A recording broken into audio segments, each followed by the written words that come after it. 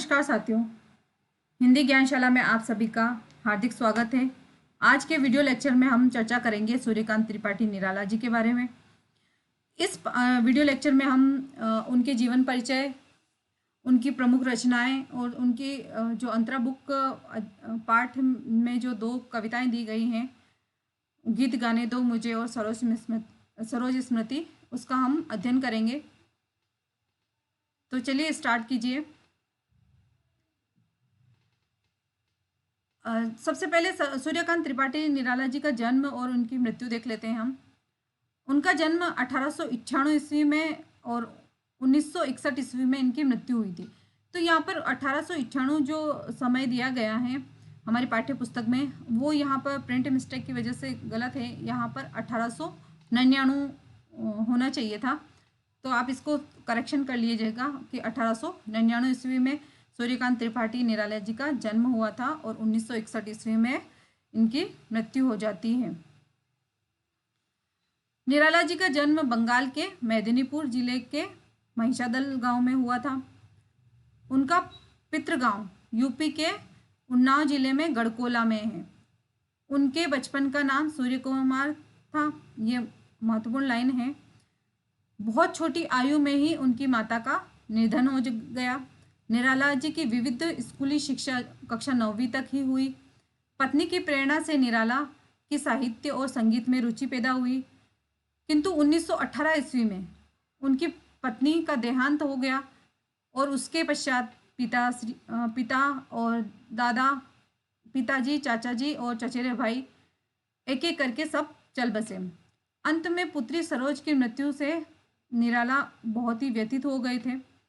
अपने जीवन में निराला जी ने मृत्यु का जैसा साक्षात्कार किया है, वो ही अभिव्यक्ति उन्होंने अपनी कविताओं के माध्यम से की है। 1916 ईस्वी में उनकी प्रसिद्ध कविता जूही की कली लिखी, जिसको जो पत्रिका के संपादक थे उन्होंने इसे अश्लील कविता मानकर इसको ठुकरा दिया था, किंतु जब यह किसी और पत्रिका में छपी तो इसी से सूर्यकांत त्रिपाठी निराला जी को प्रसिद्धि प्राप्त हुई थी। सूर्यकांत त्रिपाठी निराला जी मुक्तक छंद के प्रवर्तक माने जाते हैं। सन 1922 ईस्वी में रामकृष्ण मिशन द्वारा प्रकाशित समन्वय जो पत्रिका थी, उनके ये संपादन से जुड़े थे और 1923 और 24 में मतवाला के संपादक मंडल में शामिल रहे। जीवन भर पारिवारिक और आर्थिक कष्टों से हमेशा ही निराला जी जूझते रहे हैं, किंतु अपनी स्वाभिमानी जो स्वभाव है, इस कारण निराला जी कहीं टिक नहीं पाए और अंत में इलाहाबाद में आकर उन्होंने अपनी देह त्यागी। छायावाद और हिंदी के स्वच्छंदवादी कविता के प्रमुख आधार स्तंभ में निराला काव्य संसार बहुत ही व्यापक है। निराला जी यहाँ पर छायावाद के 4 स्तंभों में प्रमुख है और कह सकते हैं हम कि जो छायावाद की त्रयी जो है, जिसमें निराला जी शामिल है,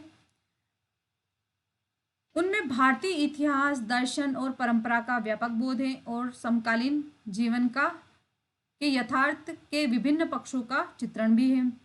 भावों और विचारों की जैसी विविधता, व्यापकता और गहराई निराला जी की कविताओं में मिलती है, वैसी बहुत कम कवियों में मिलती है। उन्होंने भारतीय संस्कृति और प्रकृति के विभिन्न रूपों का गंभीर चित्रण अपने काव्य में किया है। भारतीय किसान जीवन उनके लगाव, भारतीय जीवन किसान जो थे उनके प्रति निराला जी की विशेष कह सकते हैं विशेष लगाव था उन्हें। वो उनकी जो कविताओं में अक्सर हमें शोषित, पीड़ित, दलित व्यक्ति हैं, किसान हैं, गरीब हैं, इन लोगों को ही माध्यम बनाकर उन्होंने अपनी कविताओं में व्यक्त किया है। यद्यपि निराला जी मुक्त छंद के प्रवर्तक माने जाते हैं, तथापि उन्होंने विभिन्न छंदों में भी कविताएं लिखी हैं। उनका काव्य संसार, काव्य रूपों की भी विविधता है। एक और जहां उन्होंने राम की शक्ति पूजा और तुलसीदास जैसी प्रबंधात्मक कविताएं लिखी तो दूसरी ओर प्रगीतों की भी रचना की है। उन्होंने हिंदी भाषा में गजलों की भी रचना की है उनकी सामाजिक आलोचना व्यंग के रूप में उनकी कविताओं में जगह जगह प्रकट हुई है।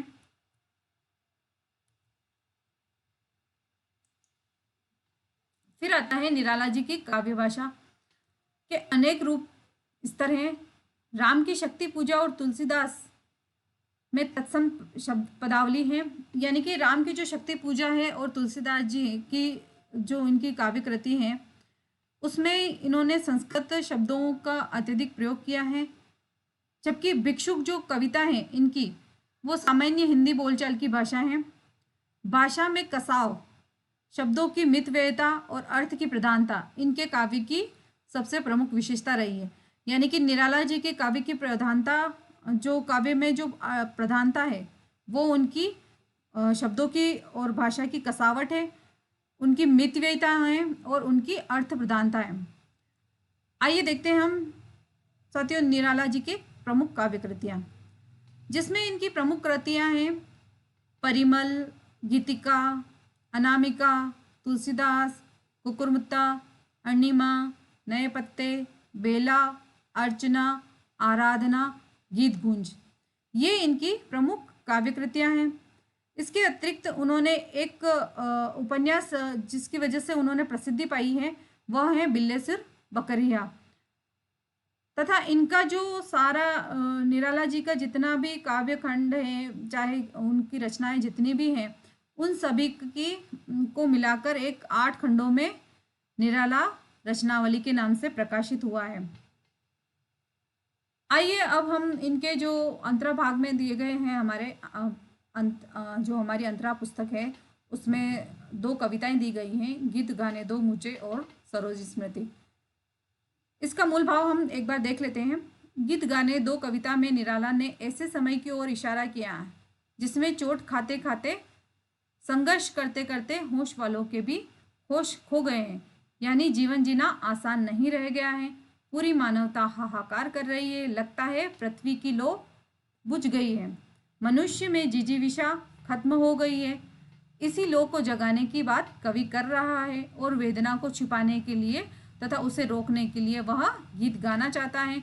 निराशा में आशा का संचार करना चाहता है।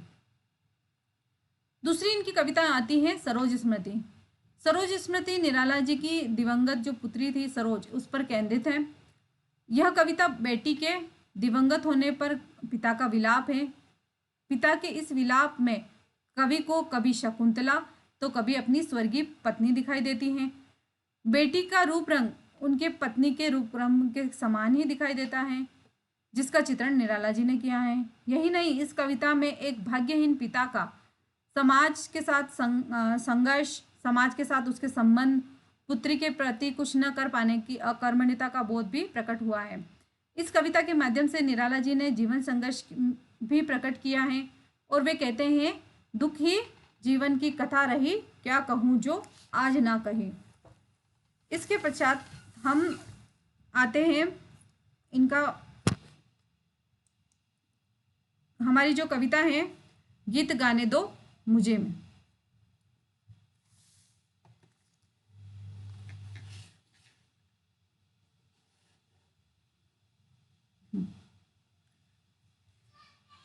गीत गाने दो मुझे तो वेदना को रोकने को, चोट खाकर राह चलते होश के भी होश छूटे। हाथ जो पाथेय थे ठग ठाकुरों ने रात लूटे, कंठ रुकता जा रहा है आ रहा है काल देखो। भर गया है जहर से संसार जैसे, हार खाकर देखते हैं लोग लोगों को सही परिचय न पाकर। बुझ गई है लो प्रथा की, जल उठो फिर सींचने को। यहाँ पर कवि कहता है कि जो मेरी वेदना है, मेरी पीड़ा है, उसको रोकने के लिए मुझे गीत गाने दो, क्योंकि इस संसार में मुझे इतने कष्ट, इतने संघर्ष और इतने दुख आए हैं कि मेरे स्वयं के होश भी, अब होश के भी होश छूट गए हैं। और इसके आगे कवि कहता है कि जो मेरे हाथ में पाथेय था, यानी कि जो मेरा एकमात्र सहारा था, वो मेरे ठग और ठाकुरों ने लूट लिया है रात को ही। इसमें कवि कहता है कि मेरा कंठ रुकता जा रहा है, मैं अब कुछ बोलने की स्थिति में नहीं हूँ और मुझे ऐसा लग रहा है जैसे कि मेरा काल आ रहा है, यानी कि मेरी मृत्यु अब समीप आ रही है। भर गया है जहर से, यानी कि इस यहाँ पर इस जहर का अर्थ है अविश्वास का जो जहर है वह संसार में इतना भर गया है कि लोग हार से ही संसार से ही अब हार खाने लगे हैं, कि अब इस संसार को में नश्वरता का सी उन्हें प्रतीत होती है, और उनकी जीने की जो जिजीविषा है, जीने की जो इच्छा है, वह अब खत्म सी होती जा रही है। देखते हैं लोग लोगों को सही परिचय न पाकर, यानी कि लोग अब एक दूसरे को अनजानों की तरह देखते हैं, इस तरह से देखते हैं जैसे वे उनको कभी पहचानते ही ना हो। बुझ गई है लो प्रथा की, प्रथा यहाँ पर पृथ्वी के लिए आया है कि अब इस संसार में, इस जगत में जो आशा, विश्वास और सद्भावना जो थी, वो प्रेम प्यार जो सब जो था वो सब खत्म हो गया है। और ऐसा लगता है जैसे इस धरती पर आशा की जो किरण थी वो बुझ गई है। अब जल उठो फिर सींचने को, यहाँ पर कवि आह्वान कर रहा है उन लोगों को कि आप आइए, और जो यहाँ पर प्रेम सौहार्द और भाईचारा जो विश्वास है वो खत्म हो गया है, उसको फिर से जगाने के लिए उसे वापस सींचिए, जिससे कि लोगों में आशा का संचार हो सके। उसके पश्चात जो दूसरी कविता है हमारी सरोज स्मृति, उसको देख लेते हैं। देखा विवाह आमूल नवल, तुझ पर शुभ पड़ा जलश कलश का जल, यानी कि इस कविता में सरोज का जब विवाह हो रहा था तब कवि उसको संबोधित करते हुए कह रहे हैं कि जब मैंने तेरा विवाह देखा, यानी कि सरोज का जब विवाह देखा, तो वो विवाह मुझे एक नया सा प्रतीत हुआ। देखती मुझे तू हंसी मंद, तू मुझे देखकर एक जो हंसी होती है, मंद मंद जो हंसी होती है वह तू हंसी। होठों में बिजली फंसी स्पंद, यानी कि जब तू मुझे देखकर हंसी तब ऐसा लगा जैसे कि तेरे होठों में बिजली की जो चमक है वो फंस कर रह गई हो। उर में भर झूली छवि सुंदर, तू अपने हृदय में अपने प्रिय के लिए जो उसकी छवि को लेकर झूलने लग गई। प्रिय की अशब्द श्रृंगार मुखर, यानी कि जब तू श्रृंगार के रूप में मेरे सामने आई तो तू मुझे अपने प्रिय यानी कि अपनी पत्नी के समान लगी। तू खुली एक उच्छ्वास संग, जहाँ तू एक उच्छ्वास यानी कि एक सांस, गहरी सांस लेना, उस गहरी सांस के जब तुम खुली एक फूल की तरह, विश्वास स्तब्ध बंद अंग अंग, तेरे जो शरीर में, तेरे जो अंग अंग में एक विश्वास का नया संचार हो रहा था। नत नयनों से आलोक उतर, तेरी आंखों से आलोक यानी कि प्रकाश, जो तेरी आंखों से जो प्रकाश है वह नया नया सा प्रतीत होता था। कांपा अधरों पर थर थर, देखा मैंने वह मूर्ति दी थी मेरे वसंत की प्रथम गीति। जब मैंने तेरी मूर्ति यानी कि तुझे देखा तो मुझे तू मेरे जो वसंत, मेरी जो पत्नी थी उसके समान ही तू मुझे लगी। श्रृंगार रहा जो निराकार, रस कविता में उच्छ्वसित धार, गाया स्वर्गीय प्रिया संग, भरता प्राणों में राग रंग, रति रूप प्राप्त कर रहा वही, आकाश बदल कर बना मही, हो गया ब्याह आत्मीय स्वजन, कोई थे नहीं न आमंत्रण, था भेजा गया विवाह राग, भर रहा घर निशित दिवस जाग, प्रिय मौन एक संगीत भरा, नवजीवन के स्वर पर उतरा। यहाँ पर कवि कह रहा है कि जब तेरा विवाह हो रहा था तब किसी भी आत्मीयजन को या स्वजन को हमने नहीं आमंत्रित किया था। तेरे विवाह में हम किसी को आमंत्रित नहीं कर पाए थे, और ना ही जो रात्रि जागरण होता है निशि दिविस जाग, यानी कि जो रात्रि जागरण होता है विवाह के समय, वह भी नहीं गाया था। हम कुछ ही जो स्वजन थे उनसे ही तेरा ब्याह हुआ है, उन्हीं में ही उन्हीं के सानिध्य में ये ब्याह हो गया था।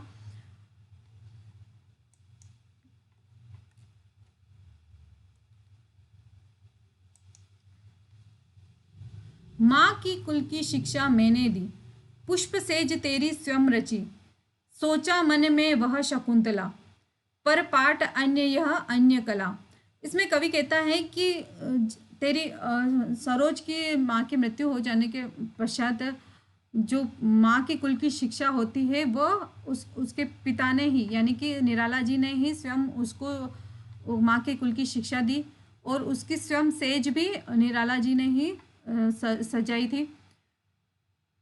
जब सरोज एक दुल्हन के रूप में आई, तब वह निराला जी को वह शकुंतला के जैसे लगी, क्योंकि जब शकुंतला भी अपने माँ के मतलब शकुंतला के भी माँ नहीं थी, और उसके पिता ने ही उसका विवाह किया था।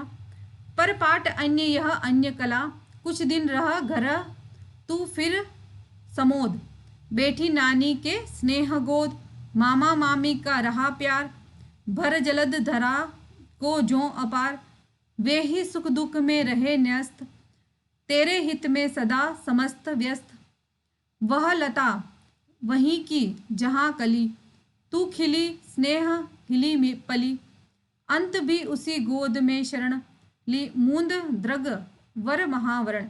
यानी कि सरोज कुछ समय पश्चात अपने पिता के पास रहकर अपने नाना नानी के यहाँ चली जाती है। वहीं पर उनको नाना नानी और मामा मामी का प्रेम मिलता है, और वह सब सारे सुख दुख वहीं पर देखती है। और जहाँ उसकी माता थी, यानी कि जहाँ उसकी माता का जन्म हुआ था, वहीं वह रही पली बड़ी और खेली वहाँ पर। और अंत समय में जब उसकी मृत्यु होती है तो वो भी उसकी नानी के यहीं हो जाती है। मुझ भाग्यहीन की तू सबल, युग वर्ष बाद जब हुई विकल, दुख ही जीवन की कथा रही, क्या कहूँ आज जो न कही। हो गई कर्म में पर वज्रपात, हो इसी कर्म पर वज्रपात, यदि धर्म रहे नत सदा मात, इसी पथ पर मेरे कार्य सकल, हो भ्रष्ट शीत के शतदल, हे कन्ये घत कर्मों का अर्पण, कर रहा कर कर करता में तेरा तर्पण। यहाँ पर सरोज की मृत्यु हो जाती है, और कवि जो है वह दुख से ग्रस्त होकर कहता है कि तू मुझ भाग्य की सबल थी, यानी तू मेरी मुझ भाग्यहीन की तू सबल थी, मेरा एकमात्र सहारा थी। जब तू यहाँ से गई तो मैं विकल हो गया, यानी कि बहुत ही परेशान हो गया था। दुख ही जीवन की कथा रही, यानी कि मेरे जो जीवन में जितनी भी पीड़ा है वो ही मेरी जीवन की कथा है, जिसे आज मैं अपने आप जिसे आज मैं कहना चाहता हूँ। हो इसी कर्म पर वज्रपात, वज्रपात यानी कि बिजली का गिरना, यदि धर्म रहे नत सदा मात, यानी कि मैं अपने इस धर्म की रक्षा के लिए उसको हमेशा मस्तक पर धारण करता हूँ। इस पथ पर मेरे कार्य सकल, मेरे सारे कार्य इसी पथ पर चल रहे हैं। भ्रष्ट शीत के शतदल, यहाँ पर शतदल कमल के लिए आया है, और इसी शतदल और मेरे जो किए गए हैं कर्म हैं, उन्हीं कर्मों को मैं अर्पण करता हूँ। और जो हे सरोज, मैं तेरा हाथ जोड़कर तर्पण करता हूँ। इसके पश्चात हम देख लेते हैं इसके जो शब्दार्थ आए हैं इस पाठ में। पहला जो गीत गाने दो, उसके शब्दार्थ हैं वेदना का अर्थ होता है पीड़ा, पाथेय का अर्थ सबल, ठाकुर का अर्थ होता है मालिक या स्वामी, प्रथा यानी कि पृथ्वी के लिए आया है। अब है सरोज स्मृति जो है उसके शब्दार्थ हैं। पहला है आमूल। आमूल का अर्थ होता है जड़ या मूल तक, जड़ से मूल तक पूरी तरह। नवल का अर्थ होता है नया। स्पंद यानी कि कंपन। उर हृदय मन। स्तब्ध स्थिर दृढ़। उच्छ्वास आह भरना। धिति प्यास और पान। निराकार जिसका कोई आकार न हो। रति रूप कामदेव की पत्नी के जैसा रूप, अत्यधिक सुंदर। मही पृथ्वी के लिए। सेज शैया बिस्तर। शकुंतला कालिदास की नाट्यकृति अभिज्ञान शाकुंतलम की नायिका। सामोद हर्ष सहित खुशी के साथ। जलद बादल। न्यस्त निहित सबल सहारा। वज्रपात भारी विपत्ति कठोर। स्वजन आत्मीय अपने लोग। शतदल कमल। अर्पण देना अर्पित करना या चढ़ाना। तर्पण देवताओं ऋषियों और पितरों को तिल या तंडुल मिश्रित जल देने की क्रिया। Thank you.